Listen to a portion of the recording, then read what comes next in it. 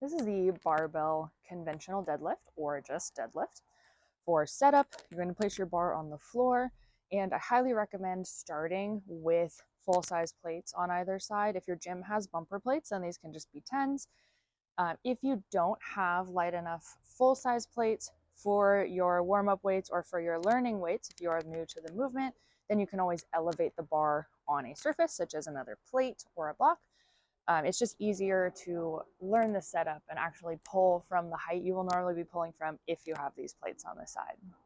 Setting up for the lift, we are going to step under the bar. Feet should be about hip distance apart or slightly wider, depending on your preference. And the bar is going to sit just above the shoelaces. So my shoes obviously don't have laces. Right about where those laces would be is where the bar is going to go. So we don't want the bar touching the shins, and we don't want the bar over the toes. About 2 to 3 inches between the shins and the bar, sitting over the shoelaces. I'm going to come down, grip the bar. I place my thumb on the edge of the rough part and then come in slightly for my deadlift grip. You can go wherever is comfortable for you, whether that's narrower or wider. For hip position in a deadlift or any other hinge movement, we want our hips to be between the knees and shoulders. So if the hips come at or below the knees, this is just a squat. If the hips come above the shoulders, then we've come into maybe a stiff-legged deadlift or some other kind of movement. So again, hips are somewhere between knees and shoulders. Your individual position is going to be up to your mobility and anatomy. So experiment with that. You're going to come into position. So bar over shoelaces. I'm going to reach down, grip the bar at my comfortable width. Next, I'm going to bring my hips down into that position. So for me, it's about right here. Next thing I'm going to do is set my shoulders back. So I do a little shoulder roll up and back, but you can just go straight back as well. So you can think of it as squeezing something into your armpits. If there was like an orange in here, you want to tuck the shoulders in and squeeze that orange. So feet, grip, hips, squeeze, shoulders down and back. The final step before we lift is going to be pulling the slack out of the bar. The hole on the plates is slightly bigger than the bar itself in order to slide the bar through. And if I pull the bar up against the plate, you can hear that clang noise of the bar hitting the plate.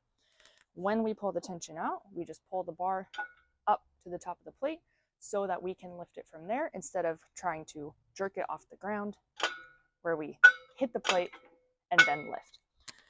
So to put it all together, feet, bar over shoelaces, grip wherever is comfortable, hips down into position, shoulders squeeze that orange into the armpits, tension, and stand all the way up. To lower down, we're going to reach the hips backwards, not down. Hips back, bar stays close to the front of the legs and down to the floor. I'm going to come to a full stop on the ground and then go for the next rep. So make sure your hips are still in position, shoulders are still squeezing. We're going to tension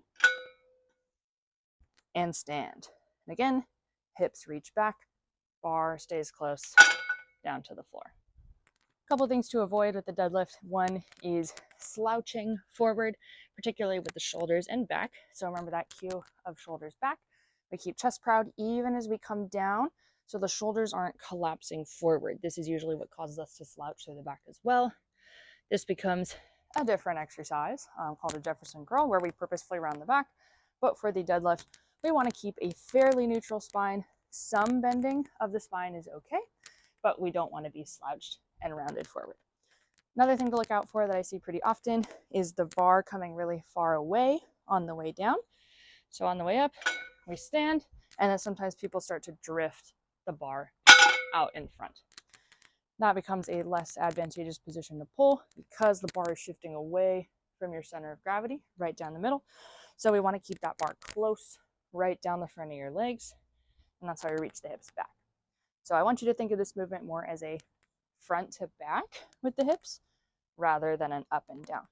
One last thing to look out for is if you find your hips shooting up first when you lift.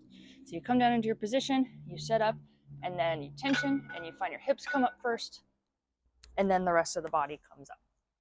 This is probably because you're just starting your hips too low. So if you find that in your hinge, your hips go up, and then the rest of your body follows, you'll probably just want to start your hips a little bit higher. And that's the barbell deadlift.